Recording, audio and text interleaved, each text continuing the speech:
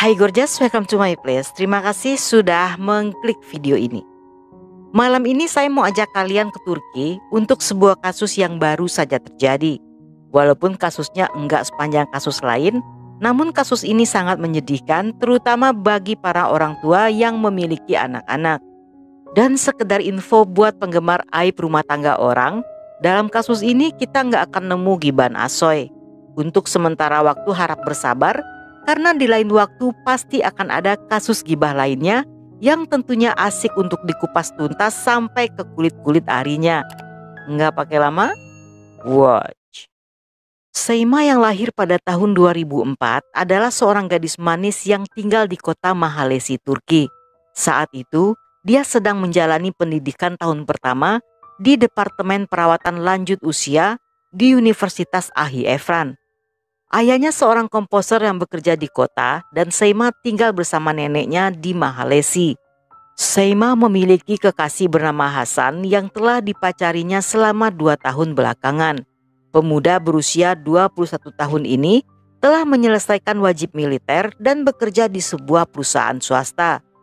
Hubungan mereka cukup serius dan tidak ada yang menyangka bahwa keduanya sudah merencanakan akan segera menikah. Pada 25 Maret 2002 sekitar jam 4 sore, Hasan dan Seima bertemu untuk membicarakan rencana pernikahan mereka. Keduanya berangkat menggunakan mobil pemuda itu, namun sejak hari itu keduanya tidak pernah kembali pulang. Ketika keesokan harinya pasangan kekasih ini masih belum kembali, keluarga mereka mulai cemas dan melaporkannya pada polisi yang segera melakukan pencarian.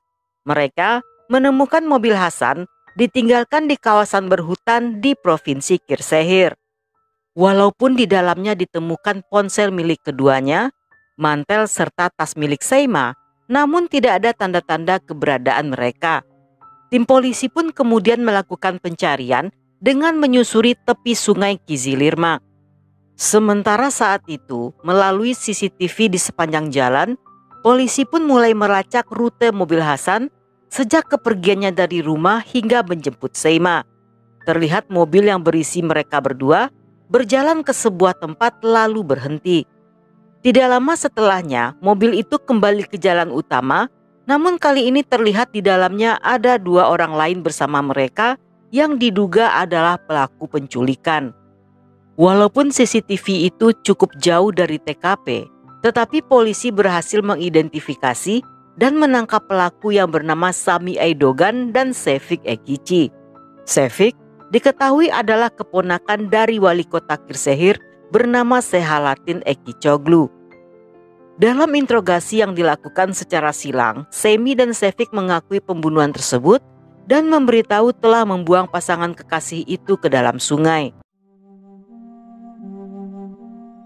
Yang terjadi di hari itu, mereka melihat pasangan tersebut di dalam mobil di tempat terpencil yang biasa digunakan pelaku sebagai tempat mabora.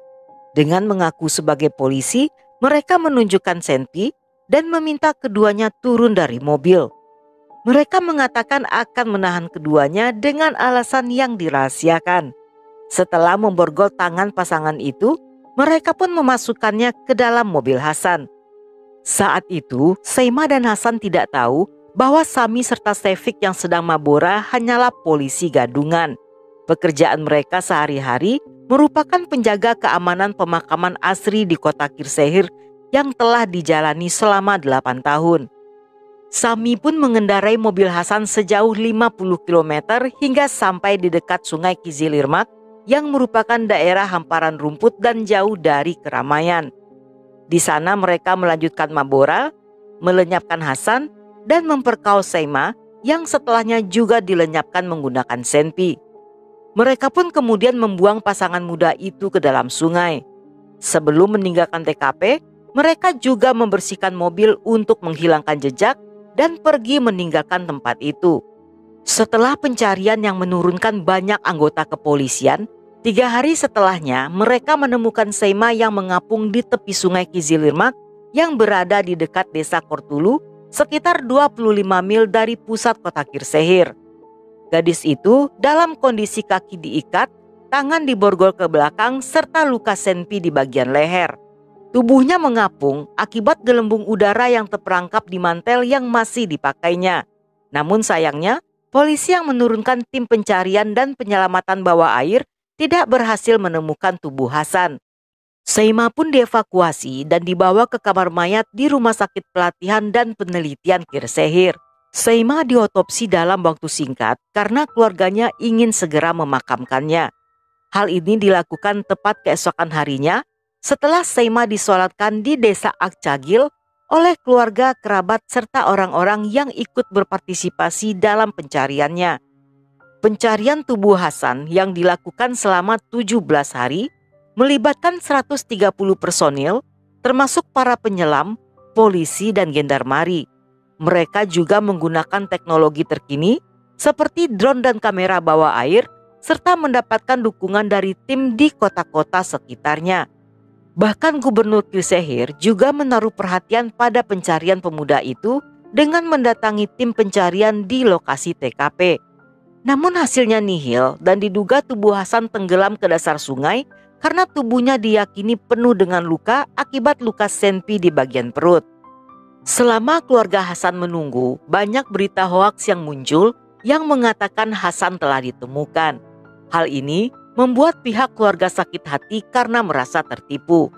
Mereka pun membuat pernyataan di media untuk jangan menanggapi berita yang tidak berdasar. Sedangkan ayah Hasan masih berharap putranya ditemukan dan pelaku mendapatkan hukuman yang seberat-beratnya. Pada 4 April 2022, kedua tersangka dipindahkan ke penjara tertutup di provinsi lain. Hingga saat ini, kedua pelaku masih menunggu jadwal persidangan yang rencananya akan dilakukan dalam tahun ini. 2,5 bulan setelah Seima ditemukan, seorang pengembala bernama Hizir menemukan jasad Hasan di sungai yang sama yang berjarak sekitar 35 km dari Kirsehir. Ketika Hizir akan makan, dia pergi ke bawah jembatan untuk mencuci tangan dan melihat tubuh bagian atas Hasan yang terjebak dan tertindih dengan batu di bagian sungai yang dangkal. Hizir berusaha mengeluarkan Hasan tetapi tidak berhasil. Dia pun segera memberitahu pihak berwenang yang kemudian membawa Hasan ke rumah sakit untuk dilakukan otopsi. Dengan ditemukannya Hasan, keluarganya sangat bersyukur sekaligus bersedih karena telah kehilangan putra kesayangan mereka. Hasan dimakamkan setelah dilakukan otopsi. Pemakaman yang dilakukan di kampung halamannya dihadiri oleh ratusan pelayat.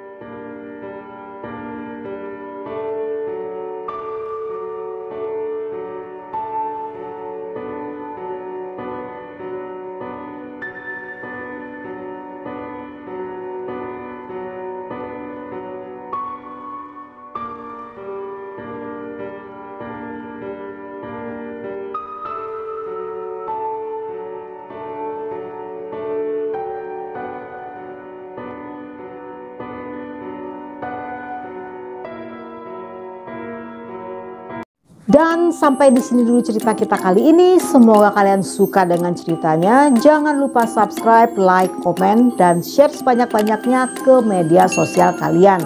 Dan buat kalian yang masih betah hingga akhir, thank you, love you, have a nice day, and then see ya.